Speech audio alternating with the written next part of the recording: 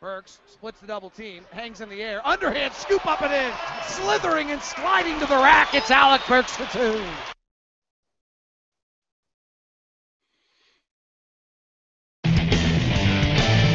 Tip-off today with huge amounts of news in the NBA 5. New TV deal. Fareed gets a deal, and we'll talk about that those impact on the Jazz. Plus, how big a year is Alec Burks going to have? It's all coming up on today's edition of Tip-Off. Pow! Hope everybody is well. Crazy sports weekend. College football is completely nuts. The Giants won 18 innings and won a game. Utah beat UCLA. BYU's season came to an end. All sorts of crazy news. And then here we are talking the NBA, and that's really our value because the great hosts at 1280 and 97.5 and locally are gonna talk about those things today. That's what they should be talking about, and this is your area in which I'll give you NBA coverage today because that's what we want to talk about. So that's what we do. I'm David Locke, radio voice of the Utah Jazz, Jazz NBA insider, and we'll talk a little NBA. If you're new to the program, where have you been? But anyway, nice to have you aboard. What we do is we open up with the tip of the starting five or the NBA 5, which is 5 minutes on National NBA. Then we dig into the Utah Jazz. Sometimes we get geeky and do spreadsheet stuff and all sorts of stuff like that, and we're really glad to have you aboard, whatever it might be. Few notes for you. The interaction line is open. A lot of coverage on that today. I really appreciate it. We've had a lot of action on it. 801-200-3738. 801-200-3738 is the interaction line. Questions for Boone. Questions for a Jazz player that I'll take to them, then they'll answer for you, and they'll be on the air. And if you want to nominate someone for Jazz Fan of the Night, give me a whole description of why they should be the Jazz Fan of the Night, and then we'll play your thing on the air and nominate them for Jazz Fan of the Night. So those are things. Live scrimmage today. Jazz doors open at 5. Scrimmage starts at 6:30. And the latest word is it will be live streamed at utahjazz.com, and hopefully Boone and I will be doing commentating over the top of that. There's some technical things we've got to jump on this afternoon and see if we can get done. All right, with that said, with all those things in the book, let's hit today's edition of the NBA 5. TV deal starts in 2016-17. It's being announced right now, and the $2.6 billion deal, the salary cap, some projections have going up to as high as $88 million. Luxury tax. I've said this. I said I was the first person who heard this, at least locally. I was on with DJ and PK last year at Madison Square Garden. I remember I said it. DJ was flabbergasted. $100 million luxury tax here at some point. It has all sorts of impacts on the Jazz and the rest of the league, and I'll get into the Jazz one specifically. Obviously, salaries can go through the roof. Lockout seems likely. All sorts of major impacts. ESPN will increase from 70 to 85 games. They'll carry Summer League games and D-League games as well. TNT will maintain coverage. FSN1 has been blocked out of this, which is pretty big news, actually. Fox was trying to get in. They've now been stymied out of the NBA. The NBA, a 9-year deal is a stunner to me in this day and age, but I'm sure that's, the networks, if we're going to pay you this much, we'll pay you. They're going to want the length of the deal. It may go up over time. Media streaming deal and ESPN streaming deals involved in there in some capacity. Not clear what it means, and the press conference is going on as we speak right now, so we'll probably learn more about it. The biggest impact it might have most immediately is obviously on some of the extensions coming up, but also on the sale of Atlanta. It's not clear what Atlanta is selling right now, and the Atlanta Hawks their other owners may decide that they're out, and the Atlanta Hawks may be for full-on sale. It's the first team to 100% go on the market with this new TV deal.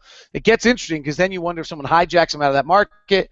Is there so much damage done in that market that the league? I'm sure the league would not like to leave that market considering the damage that was done with all of this. So very interesting situation to keep an eye on there. In regards to extensions, Kenneth Fareed just signed a 5-year, $60 million deal. It's partially guaranteed in the 5th year. Fareed averaged 14 and 9 last year. He's getting a $12 million deal. I think that might be an average play. I think it might be a good deal. That might be where we are. If you think about even the Gordon Hayward deal, or just even if the salary cap is getting to $88 million and you are making $12 million a year, you're only 13% of the cap. If you're starting 13%, you're much more than 13% of your minutes, or 13. So it's probably a pretty good deal on Fareed at 5 years, 60 with a partial guarantee. The Nuggets now have 4 players with $11 million range contracts: Gallinari, Lawson, Fareed, and McGee.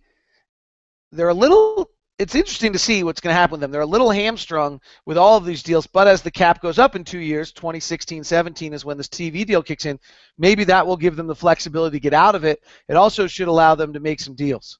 They may be able to do some dealing with those players more than anyone else. They're positioned probably to go the route of the way Boston did under Ainge when they coupled their stars if everything goes right for them. Lottery reform. Here's this huge news. The NBA 5 could be 15 or 50 today. This all, I think, happened on Friday. Lottery reform, 4 worst teams, all at 12% is what the discussion is. Still has to be voted on. And the next 2 are awfully close. So the top 6 would all be selected in the lottery. Number 1 could fall as far as number 7. The goal here is to try to prevent teams from building their team intentionally to lose, because they'll have less guarantee of a good draft pick on the backside. The top 10 teams all have a 13% or better chance of getting into the top 3, and that's really what matters, is the top 3 getting into that elite area of where stars come from. Top 10 teams all have a 13% or better chance to get into that top 3. It's interesting. What I think gets more interesting, though, is if you're New Orleans and you're knocking on the door of 9th or 10th or 8th, at what point do you bail out of the run? What if this go back to us a few years ago when we were trying to figure out whether we should make the playoffs or not, and we were going to lose a draft pick if we made the playoffs, if I remember correctly on that deal. But let's say we weren't going to lose the draft pick. Let's say you're just into the math now that you're at the last second, you get blown out by San Antonio. Are you better off with these increased chances to slide back, and suddenly, because you're one of those teams, you have a really good chance to get in the top 3? You could get some weird mid-level tanking here. I'm not sure this is an avoidable problem. I felt the whole time that this has been much to do about nothing, that we're building problems out of nothing. Jimmer Fredette had a fabulous debut in New Orleans, most of it against second-team players, but who cares? He played well. He needs that. He needs to have good days. And he had a good one to open up. And Nick Young out 6 to 8 weeks for the Lakers with a dislocated thumb. That is your NBA 5. This is Derek Favors. Remember, it's about playing with the purpose. Jazz are doing exactly that, playing with the purpose. Scrimmage tonight, 5 o'clock, 6:30, opening up. Hope to see you there. All right, let's get to the big news of the day, and then I want to dig into Alec Burks. TV deal impact on the Jazz. I'm not sure it changes the Jazz situation hugely. Let's get one. I think they knew this was coming when they did the Gordon Hayward deal, and if nothing else, they just simply knew the progression of years it was going to take before the Jazz were really ready to make a run. How difficult it was going to be, and so therefore the Hayward contract at 16 in the last 2 years of it is not a big downside. It's less of a downside if the cap's at $88 million. I think the Jazz knew that going in, and moreover, they just couldn't. The same thing they said the whole time. They just can't lose a player of that sort. We're not a big free agent player, so the one thing that's going to happen is everybody's going to have cap space here for a while. Everyone's going to have cap space, and it's going to make it very difficult for us to sign free agents. I think it's going to increase the urgency on us that we keep an Alec Burks and an Ennis Cantor and a Trey Burke and a Dante Exum, and that this core tries to hold together for a longer period of time, and then you trade the pieces along the way rather than otherwise. Does this hurt getting a deal done? Well, I think the Cantor situation gets interesting here. One, I've talked about this before. Max, the agent, this is his only client, so there's a triangle in this deal. It's Max trying to establish himself as an big-time NBA agent. There's Ennis and what Ennis wants, and then there's what the team wants. And Ennis is a very difficult one. I mean, I still think it's very unclear of whether we know what kind of player Ennis is going to be in this league. So what are you willing to give him? Are you willing to give him, 12, and you end up with the worst-case scenarios? You end up with a JaVale McGee deal where maybe he doesn't turn out to be that good? Where are you willing to go with Ennis? What's interesting to me here is Markieff Morris, who just signed his new deal, I believe did a 4-year, $32 million deal. I believe when they split the $52 million, and they're a little bit of a unique case. But Morris goes to a 4-year, $32 deal. Farid, to some extent, really is a 4-year, $48 million deal. Can't we find somewhere in between there?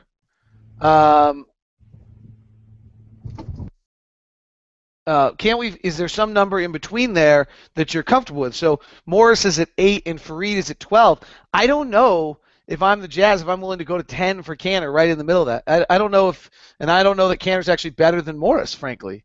So I'm not sure. I don't really know how the Kanter deal gets done, regardless of this new money. Now, maybe the only thing is it allows you to make a little bit more of a mistake if you're the Jazz, but I also think it probably makes Max, the agent, and Kanter believe that they're going to be able to get more money in the open market than they ever would get before. I think to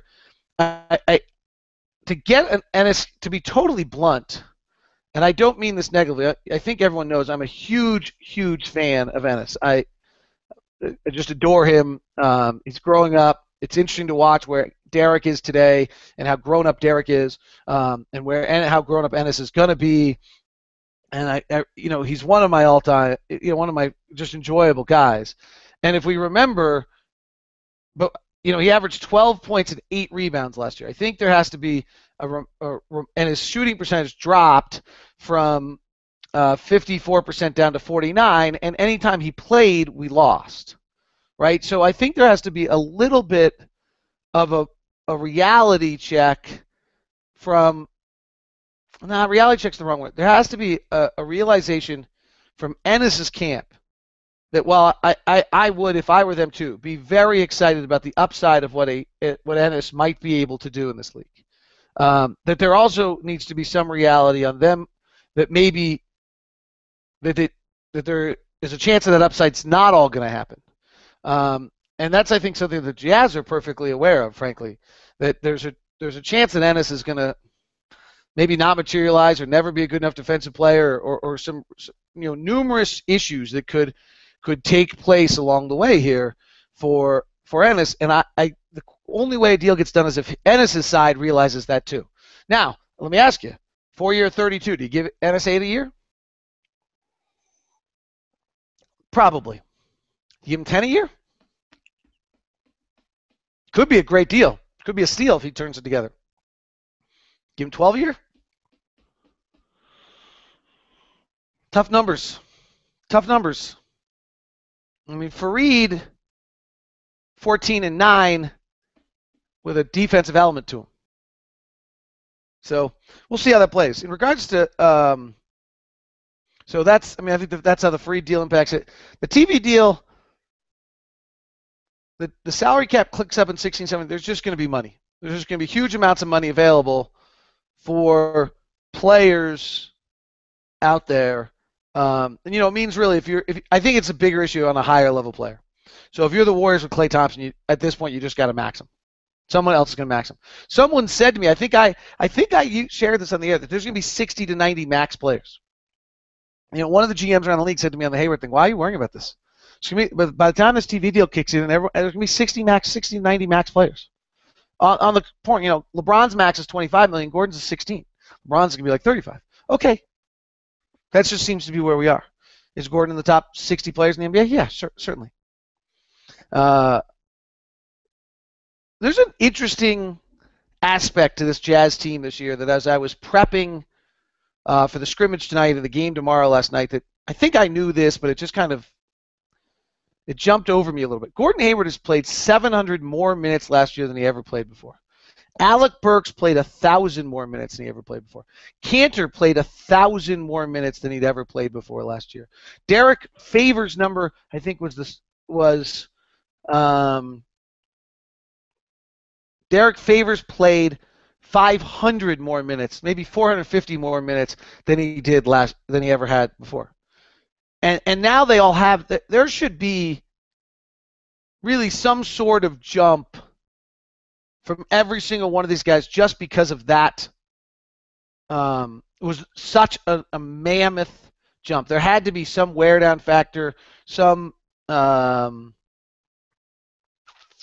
learning curve, and also I think just some aspect where they you pick up some knowledge, but more than knowledge, you pick up some just how your body has to be ready and what you have to do.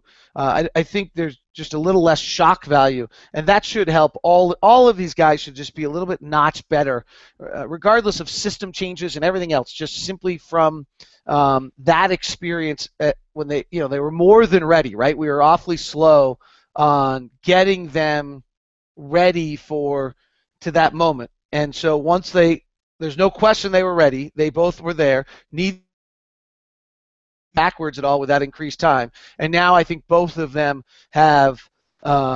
should be able to build off that pretty interestingly. I also tweeted this yesterday on Alec. I wanted to talk about this a little bit. He's a great mystery to me, and frankly, going to practice every day, I go both ways sometimes on what I think is going to happen with him. But on one level, let me take the negative for a second. Quinn really wants you either catch, shoot, pass, go.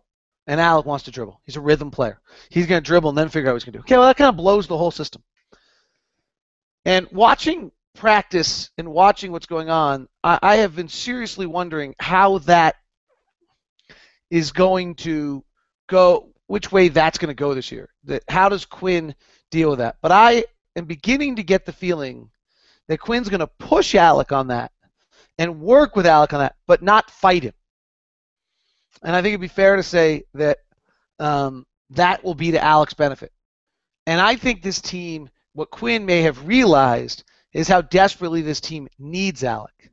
And I tweeted yesterday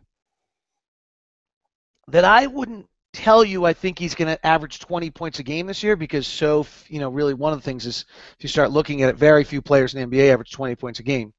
But if you told me he was going to average 20 points a game, I'm not sure I would argue with you. Does that make sense?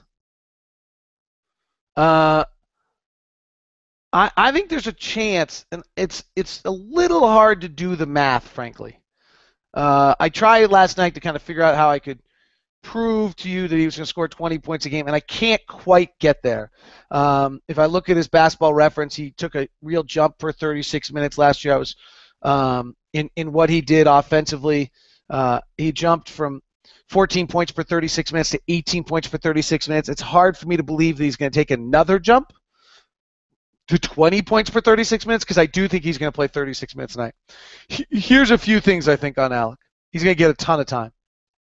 I'd be surprised if Dante gets through the season completely healthy. He's just not strong enough. So I think at some point in time you're going to see him, wear down and either have to sit out a little bit or just, and there's really no backup two right now, particularly with Ian Clark didn't practice yesterday. Carrick Felix is out for a while. I mean, there's really there's no backup two to start the year. And so when you start to look at that, I think you realize how many minutes Alec is going to get. And this, I presume we're predominantly thinking a three-guard lineup, but if you're predominantly doing a three-guard lineup there, it's 96 minutes between three, and Dante I don't think is playing more than 15 to 18. So I do think Alec's going to play 36, 38 minutes a night, which is the first way I would say that he's going to end up with mammoth numbers this year. And frankly, if he plays 38 and he ups it a little bit, he's at 20 points a game. That's the best I could come up with on how I got down. But moreover, I just think one of the visions that a lot of us, myself included, have had for Alec was this idea of whether he could ever play point guard. And the answer is no, he can't play point guard. But the answer is yes, he can play with the ball in his hands. And that, I think, is going to be the quantum change to Alec Burks this year, is that no, he can't play point guard. If you're trying to run a point guard-centric system where he's got to make the plays, that's going to be a bad combination for you. He doesn't read enough. He doesn't see enough on the floor. But he can make plays. I would suspect a lot of Alec Burks high pick and rolls with Trey over into the corner. I would expect the ball in Alec's hands an awful lot to initiate the offense out of our flow. Our flow system is just going to be getting the ball to guys and finding their spots on pick and rolls. But I also think on set plays, I think you're going to see as many plays, set plays with Alec or Gordon as you on a pick and roll to initiate the play as you do with Trey. I think it's going to be a real three-headed monster of initiating the offense under Quinn Snyder. And in turn, I think Alec is going to have a big year. He's shooting the ball fabulously right now. And what I mean, just it's improved. It just looks like an NBA player that he's taken the time to improve it. And if you look actually at some of his stuff last year, and I don't have his catch and shoot numbers, which are probably worth pulling up on SportsView at some point, and should have probably done for this. And I'll see if I can do both things at once. But he shot 36% from above the break three, and the other side of this is just the stunning number last year of how few corner threes he took. And so when you start to look at Alec Burks and maybe look compared to Damari Carroll and some of these other things, the 3-point increase is going to be tremendous as well for him in the upcoming year. So I think you start to look at some of these numbers. I don't know whether he's going to ever be a catch and shoot guy. That was kind of where I was going with that. He is he's such a rhythm player that maybe that's never going to happen. And the reason he doesn't shoot the corner threes is because that's a pure catch and shoot, and that's not in his wheelhouse of strength for him to be able to do that. And that's an unfair expectation. That gets to that dribble we're talking about. But he, there's just so many little things to be done, and I just am getting the vibe that I really comfortable is going to embrace these aspects of Alec Burks. The things that I'm watching him and I kind of fight it or get concerned about, hey, there's still times where he's busting the play and not running the play right, and Quinn wants something more out of him or something different out of him. There's a lot of that still is going on, and there's a lot of that I think is going to be difficult. Alec last year on catch and shoots shot 41%, effective field goal percentage of 56, which is pretty good. So his catch and shoot 3-point percentage was 42%. I didn't know. I'm surprised by that. That's a good number for Alec. Even more exciting. All right. I think that's enough on Alec, but I think you get the point. That's pretty interesting. I will tweet that soon. Let's see. What else did I have here? Minute increase. Trey Burks really working hard defensively. He's doing a nice job from 3 to 10 feet as well. The level of detail in Quinn Snyder's practices right now are just great. There was a moment, I have to be a little careful on what I share here, but there was a moment the other day where he got into the guys about foot position when they came over a pick. That how your foot should be on your first step through over the pick. And was really into it. It's a level of detail we haven't that's unique to Quinn. How they run, they have. He had a quote the other day. I'm sure there'll be a lot to be done about where he said, in regards to transition defense, he and the guys they're having a fight right now, and he plans to win it. He's trying to break their old habits. He is, but he literally wants them to run the floor defensively in different ways, pending where they are on the floor. So from the half line you run one way, and from the half line to the free throw line you run another way, and from the free throw line the rest of the way you do. And bigs have to get to a certain spot in transition defense, and it's very, very particular on all of those aspects. So very continuing just kind of this level of detail. You'll see it tonight at the scrimmage. Doors open for that at 5. By the way, I think concessions are like 25% off for the first 30 minutes on that. Don't totally quote me on that, but go check it. And UtahJazz.com will be live streaming it. NBA rank continues, and Trey Burke has come in. I think Trey came in at, I'll have to check it again, but I think Trey came in at 113 over the weekend. And it was interesting to see the players that were around him. And I wasn't sure what my thought was on 113 for Trey. It's an interesting group of players, right? So it's Dion Waiters, Nerlens Noel, who we don't know anything about, Patrick Beverly, who I think is going to be over his skis this year, Markieff Morris, Reggie Jackson, Avery Bradley, who I think is really overrated, Kevin Garnett, who's obviously fading, Andrew Wiggins is at 114, Trey Burke is at 118. Last year he was at 161, so he worked his way up. Draymond Green, it's an interesting middle of the pack type of players, and the young players in there, Wiggins, Eric Gordon fading down there, was probably in his 25 at one point. Just can't stay healthy. So that's probably the right spot. I think it's maybe a little low, but I tell you what, I still don't have any idea the career trajectory of where I think Trey Burke is going, if I was totally honest. He's working awfully hard. If his work ethic in this year is any indication, he should be all right. All right, where does that leave us on NBA rank? Does that leave us down to our last two guys? Yeah. So Favors and Hayward come in next. I thought Alec Burks would be ahead of Trey Burke, by the way. I really didn't get this right at all. My projection was Hayward, Favors, Alec, Trey, Cantor, Booker, Gobert, Exum, Novak, Hood, Evans. The reality is Hayward, Favors, we haven't seen yet, but I think Hayward will be above. Then Trey, then Cantor, then Alec, then Exum, then Booker, and a huge drop to Gobert, Novak, Evans, and Hood. Guess I don't have my own team. Or they don't. One of the two. Let's go get your questions. Oh my, lots of questions.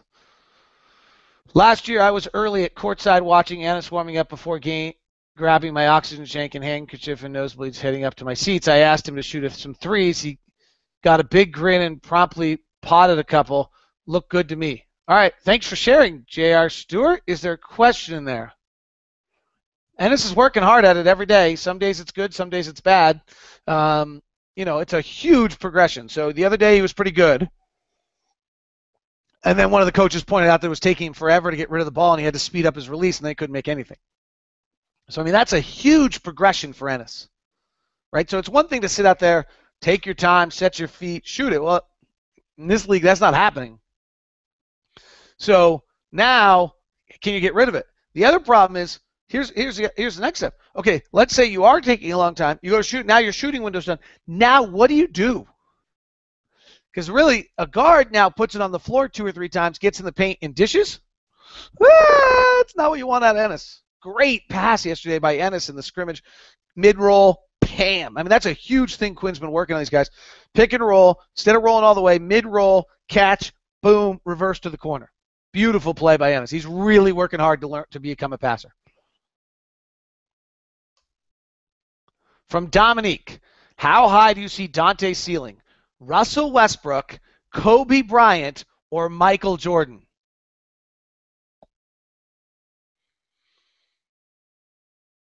From Daniel Wooden, knowing Dante better now, if you were the Jazz, would you draft him at 5 or a different player? I know you were high on Aaron Gordon, but I think he will be a tweener. I'd have to look. I think truly the only guy who moved meters after 5 was Stojaskis. Is that how you pronounce it? Who's at Sacramento. He had a decent game yesterday in his first game. I know a lot of people really liked him, thought he could be a good NBA player, but I'm not drafting him at 5, and we need a star. Marcus Smart at 6. I'm not doing. I think he's really good. I like Marcus Smart a lot. Baxter Holmes wrote a fabulous feature piece on him, but there's a lot of stuff going on in Marcus's world. 7 is Julius Randle. That foot needs surgery. We've already got that guy. 8 is Stojaskis. 9 is Vonleh, and 10 is Peyton. I think at 5, Exum was a no-brainer. I don't know how it's going to play out and what's going to happen with it. You can see it. You can see it every day in practice. You see the glimpse. And then every day in practice you see someone had a great line, and I can't remember. I should have written it down. Basically every day he shows you what he can be, and every day he shows you where he is. It's the best way I can describe Dante Exum right now. Every day he shows you what he can be, and every day he shows you where he is.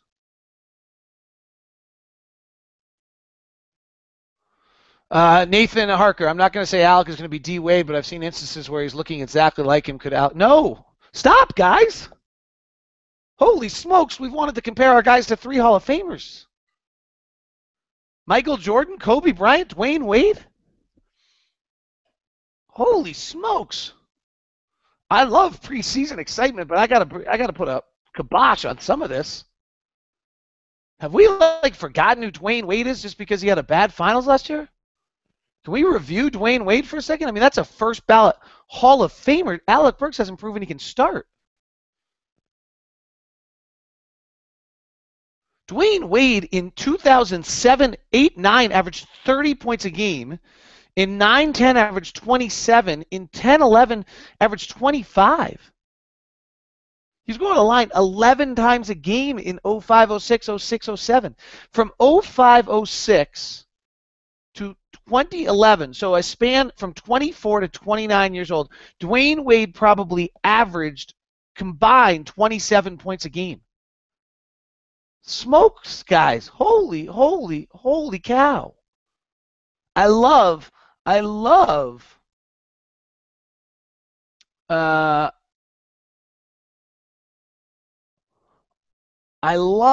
the optimism. It's just insanity. And I feel an obligation to stop it. J.R. Stewart, back at me. We're all excited to see what will happen. What do you realistically expect the Jazz record to be January 1st? I think December 1st it's going to be ugly. January 1st I haven't looked at. We have a mammoth road trip in between there, right? I mean, really, you open the year, start playing the game. Count on your fingers right here. I never really believe in this. We're going to win opening night against Houston because they play the night before. Then we go to Dallas. We have Phoenix at home. At the Clippers. Home against LeBron and Cleveland. Home against Dallas. I think they might play the night before. I'll give us that one. At Detroit. First game of road trip, maybe. At Indiana. At Atlanta. At New York. At Toronto on the back end of a road trip. It's hard to find another win on that trip. Indiana's defense on the back end of a back-to-back is going to be hard on us. They may not be able to score either. And we're going to be very raw with our offense early. Home against Oklahoma City. At Golden State. Home against New Orleans on the back end of a back-to-back out of Golden State, which is pretty brutal. But let's just give it to ourselves. They're probably playing the night before, too. Home against Chicago. At Oklahoma City. Home against the Clippers. I mean, very generously to open the year, I just gave us 4 in the first month. I mean, that's brutal. Then you start opening up. Then you got Denver at home, you can get a win. Maybe you got Toronto at home, you might be able to get a win. You get Orlando at home, you might get a win. At Sacramento, you might get a win. Home against San Antonio, home against Miami. I don't know if they'll play the night before. Then you go on the road trip at Washington, at New Orleans, at Miami, at Orlando, at Charlotte, at Memphis. I mean, that could be an 0-6 road trip. I mean, it won't be because it just doesn't work that way, but that could very well be an 0-6. I mean, tell me where you're getting one there. Washington, playoff team, third best team, fourth best team in the third best team in the East. New Orleans might get that one, but that's hard. At Miami, they're still not bad, right? They still got Wade. They still got Bosch. They still got Luol Deng. Those are better than our guys right now. At Orlando, might be able to get that one. We have a night off before it. At Charlotte on the back end of a back-to-back. And at Memphis. You know, maybe this team surprises, but so yeah, there's home against Philly, should get that. At the Clippers, home against Minnesota. Some wins in January, in December. January's out, or November's tough. I get this question a lot. I'm going to answer it the exact same way every single time, and people have got to change the parameter by which they ask this question. I don't mean to be ornery today. With the emergence of Gobert in the Summer League and the World Cup, should Cantor be worried about his future of the team? So the answer to your question is no, because it has nothing to do with Gobert. It has Ennis's future with the team is going to be based on Ennis. Gobert's emergence, irrelevant. And let's not overplay Gobert's emergence. He's still offensive. It's very difficult to keep him on the floor offensively. Ennis Cantor's development is going to be based on Ennis. If Ennis stretches his game, passes the basketball, learns how to play defensively, he's really done some good things in practice. Quinn's really working with him with a positive energy and an approach. If Ennis can play well, then Ennis has a perfectly fine place to live. If Ennis doesn't play well, then you go look somewhere else. It has nothing to do with Gobert.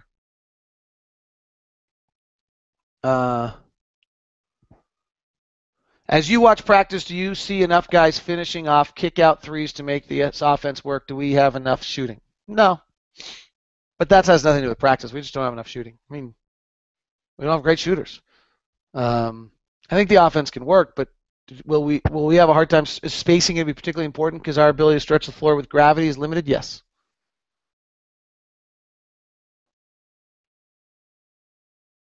Clint Peterson with some humor. I'm worried about paying our 2015 lottery pick in 2010 after Exum and Alec get max contracts. Okay, I'm not. I just wanted to be the first. Okay, pretty funny. All right, good question here. What are some of the things that we should be surprised by watching at tonight's scrimmage? All right, watch for these following things at tonight's scrimmage. On the offensive end, watch the amount of action off the ball. Try to watch off the ball. So if the ball goes into the post to Favors, which it doesn't do that often in our offense, 4 guys will be moving. If the ball's on the right side and there's a pick and roll coming for Alec Burks on that side, watch 3 guys moving on the other side. Watch the amount of action off the ball in this.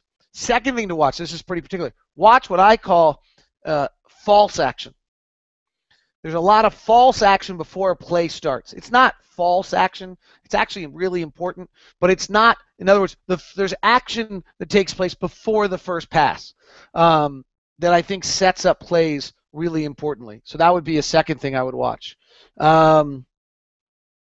Watch, this is detailed, this is pretty X-y and O-y. Watch the empty post. So when we push early, coming down a sideline, there's an empty post. Whoever, if the ball comes up the left side of the floor, the big man's supposed to run to the right block, not the left block. The old days we ran to the left block. Now we run to the right block. Watch what that empty post creates, if it does create anything for guys. Defensively, watch how they get back in transition, and watch the big guys if they can stop transition above the free throw line. He doesn't want the paint broken in transition. And defensively, watch our big as we push the pick and roll toward the big and how they move in that rotation. The weak side defensive rotation should be better as well. All right, so that was a great question. Good job.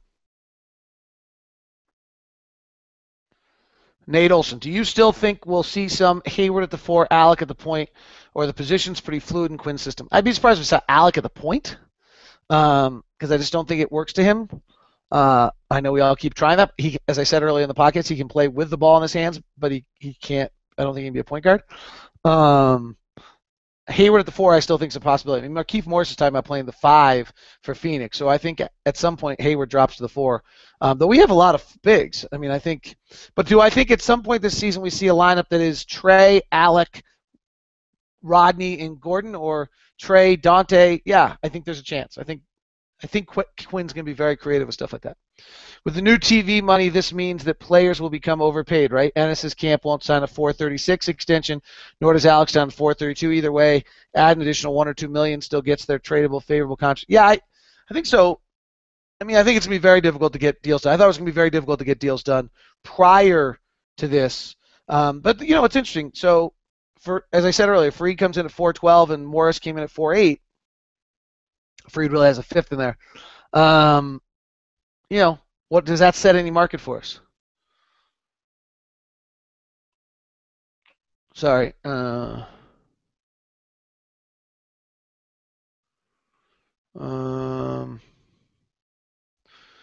do you think Walt Perrin has any interest in becoming a general manager in the future? I'm sure he has interest. He's a fabulous man. He's just terrific. I'm sure he has interest. Why would he not? Justin Zanuck and Walt Perrin, I think, both have real chances to be GMs in this league, and are both terrifically bright. Are the Jazz big men showing signs of improvement passing and moving the ball? Yeah, Favors really, particularly Favors is really well. The Jazz threw the ball over the gym yesterday. Oh my gosh, they had turnovers everywhere, all over the gym yesterday. But that's because everyone's trying to make the pass. And so Quinn basically said to the media afterwards, I was fine with it, but we got to figure this out at some point. And part of it's the big men trying to do it. But really, Cantor and Favors are working awfully hard to try to pass the ball. And Favors has been very successful, and Ennis just keeps working on it.